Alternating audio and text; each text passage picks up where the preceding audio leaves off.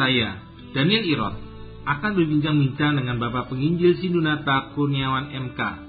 Beliau adalah seorang pakar dalam bidang konseling keluarga. Perbincangan kami kali ini tentang uang dan harta, bagian pertama. Saya percaya acara ini akan bermanfaat bagi kita sekalian, dan dari studio kami mengucapkan selamat mengikuti. Pak Sindus, saya melihat topik uang dan harta ini suatu yang sangat menarik. Menurut Pak Sindu, mengapa topik ini perlu diangkat? Kalau kita menyelidiki Alkitab, Pak Daniel, kita akan menemukan bahwa 15% dari segala sesuatu yang Yesus katakan ternyata berhubungan dengan topik uang dan harta. Ini jauh lebih banyak daripada pengajaran Yesus sendiri tentang surga dan neraka. Ya, menarik sekali karena Tuhan Yesus melihat hal ini, membicarakan hal ini 15% ya. Berarti itu sangat penting. Mengapa Tuhan Yesus memberi perhatian sedemikian besar kepada uang dan harta milik Pak Sindu? Rupanya Tuhan Yesus itu melihat ada suatu keterkaitan yang erat antara hidup rohani kita dengan bagaimana kita berpikir dan mengelola uang. Kita bisa saja berpikir, mencoba memisahkan antara iman kita dan keuangan kita. Namun rupanya Pak Daniel, Allah melihatnya sebagai hal yang tidak terpisahkan. Bisakah Pak Sindu memberikan contoh bagian Alkitab yang menjelaskan tentang hal ini? Bisa kita lihat sepintas, Pak Daniel, di Injil Lukas pasal 3. Di Injil Lukas pasal 3 ini, Yohanes Pembaptis sedang berkhotbah kepada orang banyak di tepi sungai Yordan. Orang banyak ini berkumpul untuk mendengarkan khotbah Yohanes Pembaptis, dan kemudian sebagai responsnya mereka memberi diri dibaptis.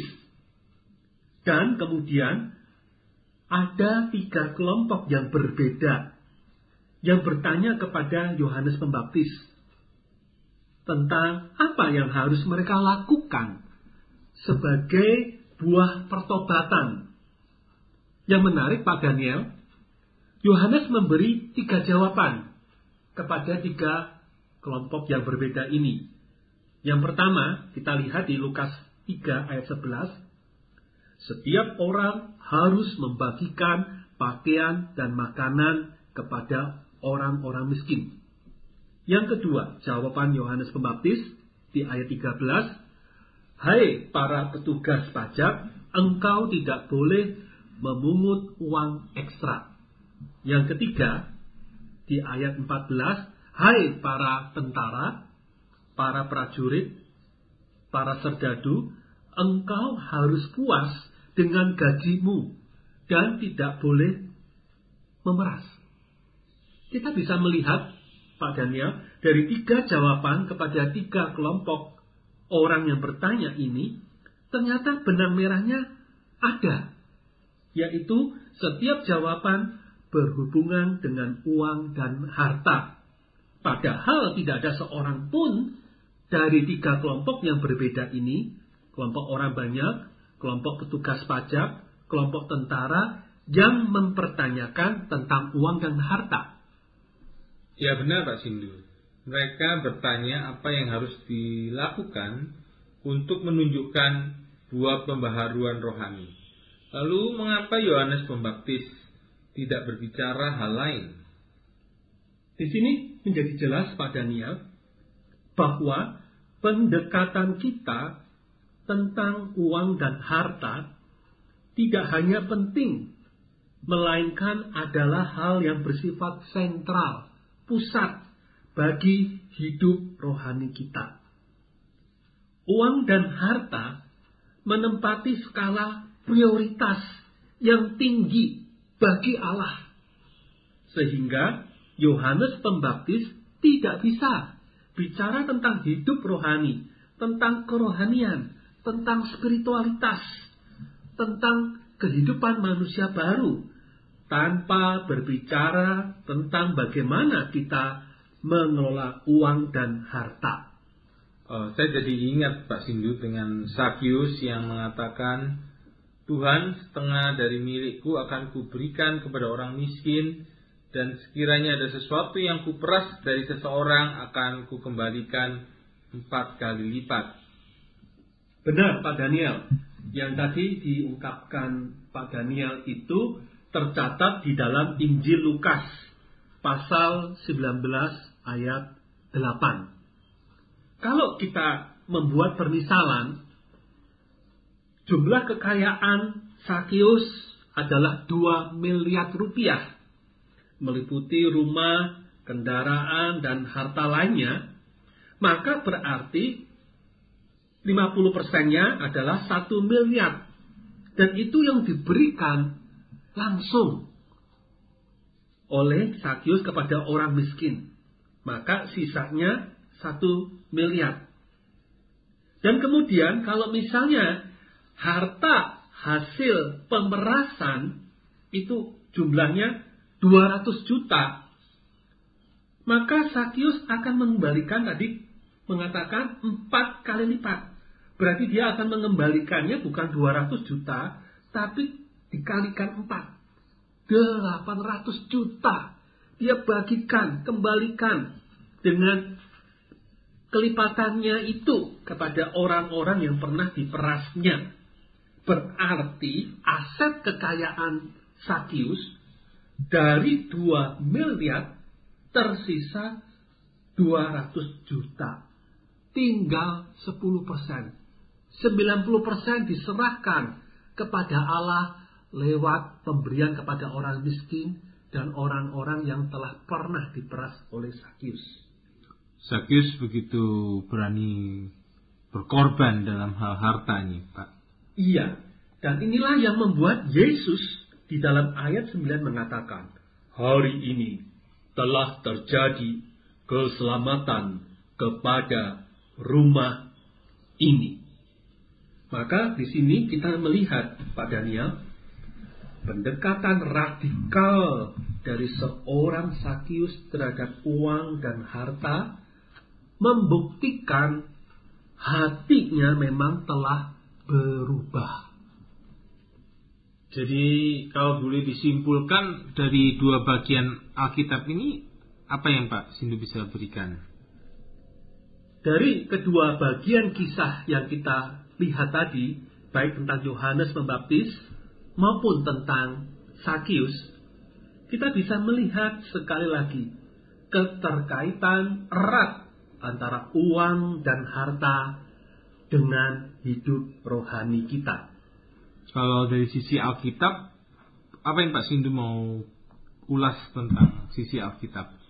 Ya, dari bagian yang lain, Pak Daniel, kita bisa lihat dari Injil Lukas pasal 12, mulai ayat 13. Injil Lukas pasal 12, ayat 13 sampai 48.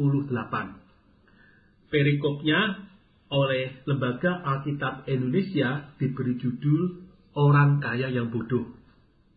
Bagian ini secara ringkas berkisah tentang seorang yang datang kepada Yesus, minta supaya Yesus menjadi penengah, mediator, supaya saudaranya mau membagikan warisan kepadanya. Maka kemudian Yesus melanjutkan dengan komentarnya dan kemudian mengkisahkan sebuah perumpamaan tentang seorang kaya yang berlimpah hartanya, kemudian merombak gudangnya, lumbungnya untuk menampung harta yang semakin banyak itu untuk ditimbun lebih banyak lagi dan bisa berleha-leha. Tapi kemudian Tuhan mengatakan, engkau orang bodoh dan jiwamu akan diambil hari ini. Dan ternyata orang itu meninggal. Dan Allah mengomentarinya dengan perkataan, untuk siapakah orang ini mengumpulkan hartanya? Dan apa artinya kalau ia tidak kaya di hadapan Allah? Itu ringkasan dari perikop ini. Jadi di sini kita melihat ada pandangan Yesus tentang uang di sini, Pak Sindu ya. Ya, Jadi memang dari bagian ini kita bisa melihat satu sudut pandang Yesus tentang uang dan harta. Ada 3 pelajaran yang kita bisa tarik dari perikop ini, Pak Daniel, tentang uang dan harta. Kalau begitu, poin yang pertama apa, Pak Sindu? Yang pertama, kita hidup bukan bergantung pada kekayaan di dunia. Dari ayat 21, kita bisa lihat, Pak Daniel, janganlah serakah. Hidup itu berarti, bermakna, bukan karena kita punya harta benda di dunia. Tetapi hidup itu berarti ketika kita memiliki Kristus. Sebaliknya, kalau kita hanya punya uang dan harta, namun tidak memiliki Kristus, maka hidup kita sia-sia. Hidup kita sepenuhnya bergantung kepada anugerah Allah. Ya, menarik sekali bahwa manusia itu hidupnya tidak bergantung daripada hartanya. Dan memang menunjukkan bahwa manusia memang tidak bisa dipuaskan oleh hartanya. Begitu Pak Sindu ya? Iya, maka nggak heran di dalam ayat 15, Injil Lukas pasal 12 ayat 15 itu, Yesus mengatakan kepada orang banyak, berjaga-jagalah dan waspadalah terhadap segala ketamakan. Sebab walaupun seorang berlimpah-limpah hartanya, hidupnya tidak tergantung dari kekayaannya itu. Jadi pernyataan Yesus ini, Pak Daniel, merupakan tanggapan Yesus terhadap keluhan seseorang yang mungkin mengeluh karena kakaknya tidak mau berbagi warisan.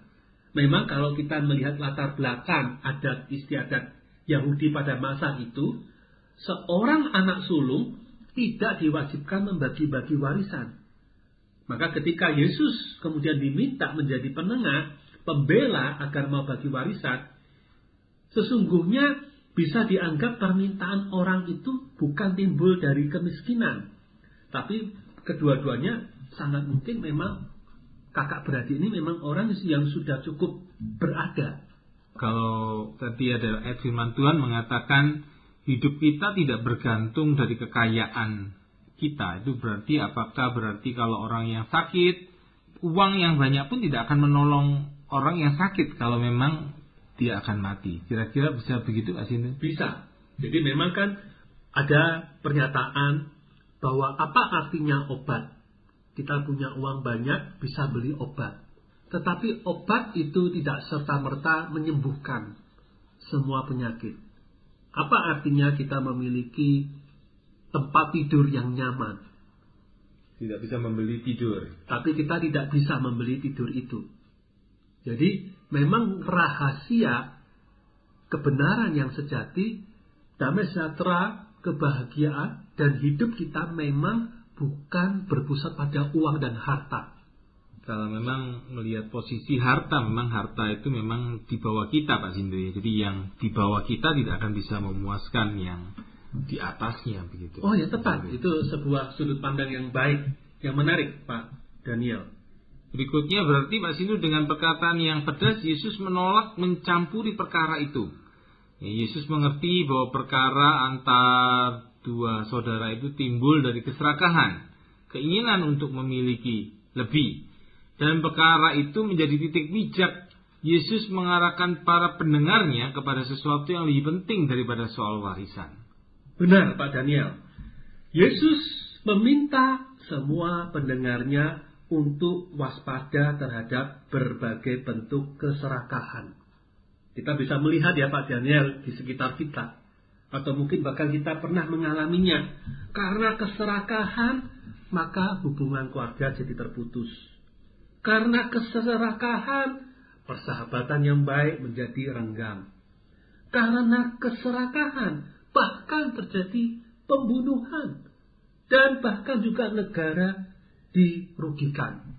Cukup mudah kita bisa menemukan kasus-kasus pembunuhan, bahkan pembunuhan berantai yang pernah terjadi di negeri Indonesia, yang terjadi usut punya usut karena keinginan memiliki harta yang dipunyai para korban.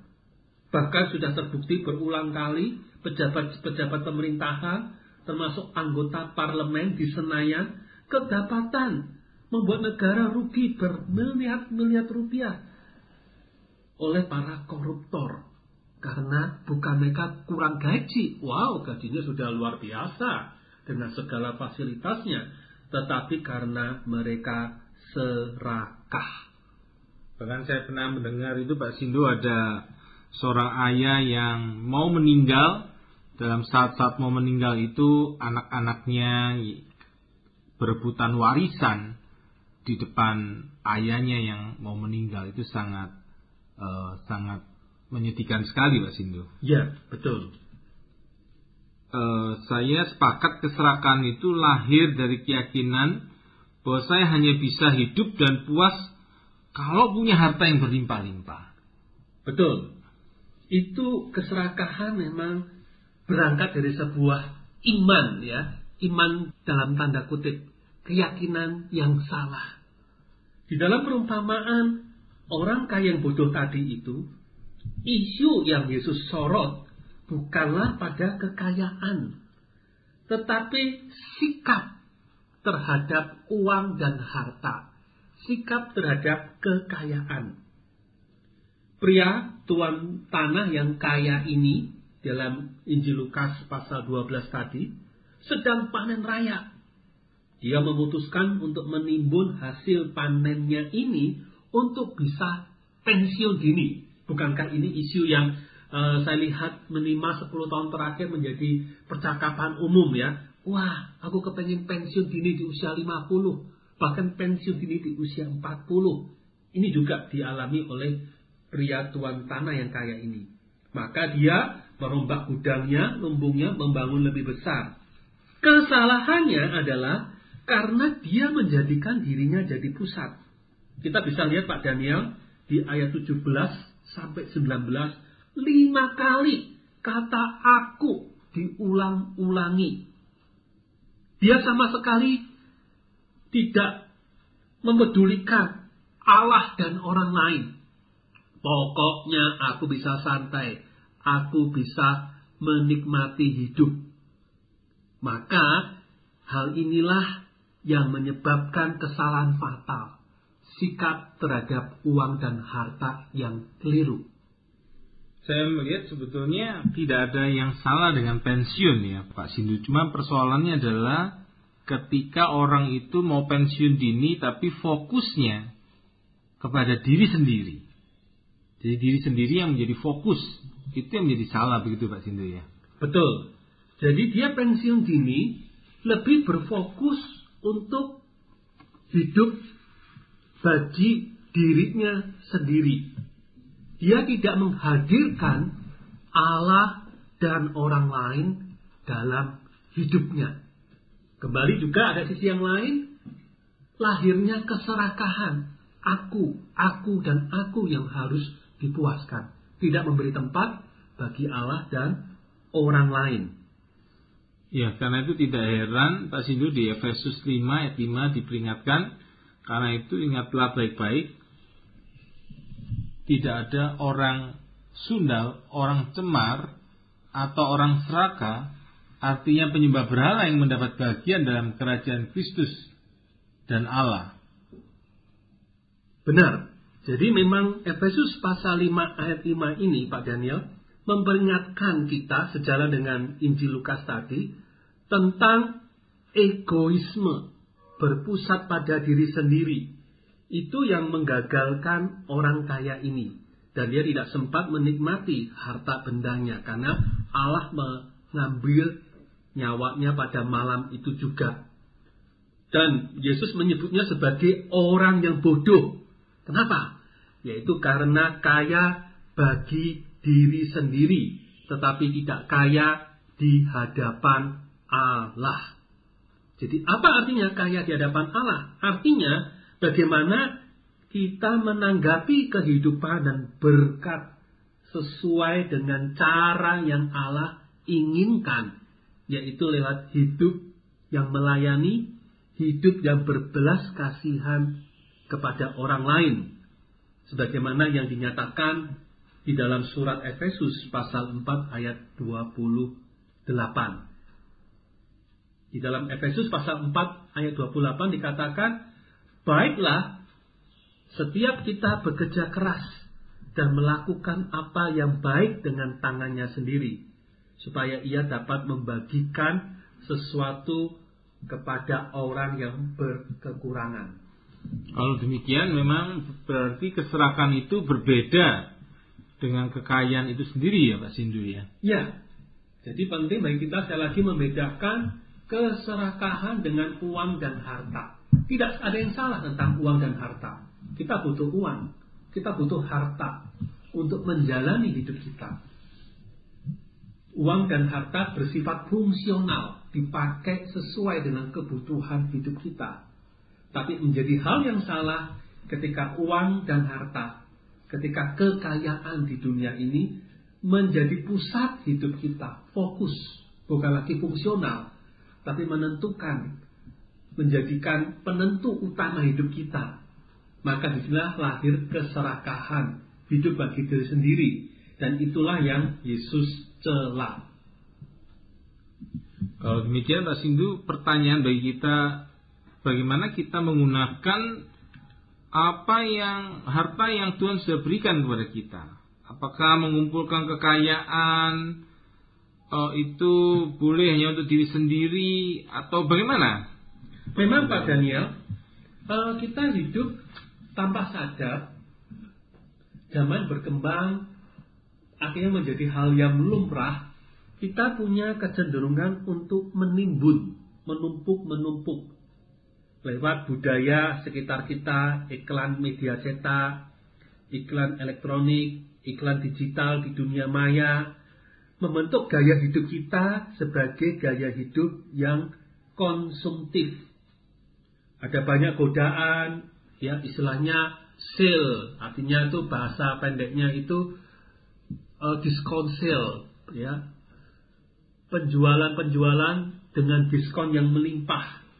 Godaan untuk membelanjakan uang kita, godaan untuk menimbun dalam berbagai investasi, mulai dari investana, emas, deposito, saham, unit link, reksadana, dan ada banyak macam. Bisa jadi keputusan-keputusan yang kita ambil itu bukan lagi didorong oleh iman, mempercayai pemeliharaan Allah, tapi oleh ketakutan yang kuat tentang masa depan. Ini yang jadi andalan kita. Maka tanpa sadar, akhirnya orang lebih banyak terus-menerus berpikir tentang menambah dan menambah, menumpuk dan menumpuk. Persoalan itu dengan menumpuk itu persoalan orang jadi serakah begitu Pak Sindu ya? Ya, kita tidak puas. Memang kedengarannya semula seperti bersikap rasional. Aku kan menabung. Menabung itu kan baik, betul. Jadi bukan berarti percakapan kita ini mengatakan bahwa Tuhan menolak menabung, menolak kita punya asuransi jiwa, menolak bahwa kita punya investasi untuk menabung di hari tua, menabung bagi pendidikan anak-anak kita. Poinnya adalah ketika orang menjadikan itu andalan, akhirnya menimbun dan menimbun, semula yang bersifat rasional, akhirnya berubah menjadi bersifat kalap. Nah inilah yang menjadi soal, Pak Daniel. Kalau demikian, salahkah kita membuat perencanaan keuangan seperti yang sekarang ini marak diajarkan di mana-mana? Jadi memang bukan berarti, Pak Daniel, Tuhan melarang kita untuk membuat perencanaan hidup, termasuk perencanaan keuangan. Kita ingat bagian Amsal mengatakan, belajarlah pada semut yang bekerja di waktu musim panas, supaya dia punya cadangan makanan di musim dingin. Jadi perencanaan keuangan, sedia payung sebelum hujan, itu sangat alkitabiah, sesuai kehendak Allah.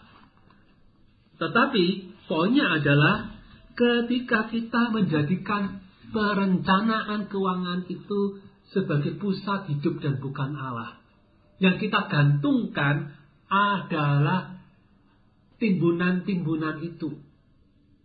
Bukanlah Allah.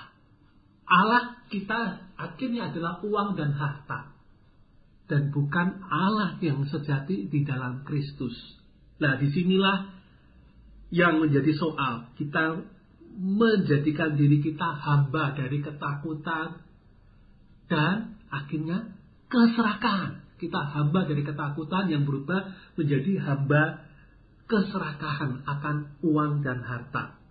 Bukankah firman Tuhan di bagian yang lain mengingatkan kita, Pak Daniel, bahwa kita adalah pengembara, kita orang asing, kita pendatang di bumi ini, kita adalah duta-duta besarnya Allah bagi dunia ini, dan kewargaan kita adalah di dalam surga, sebagaimana yang salah satunya tercatat di dalam Filipi pasal 3 ayat 20. Tentu sangat menarik sekali percakapan ini, Pak Sindu. Dan kita bisa lanjutkan di kesempatan yang kedua. Karena itu, para pendengar sekalian, terima kasih setelah mengikuti perbincangan kami dengan Bapak Penginjil Sindunata Kurniawan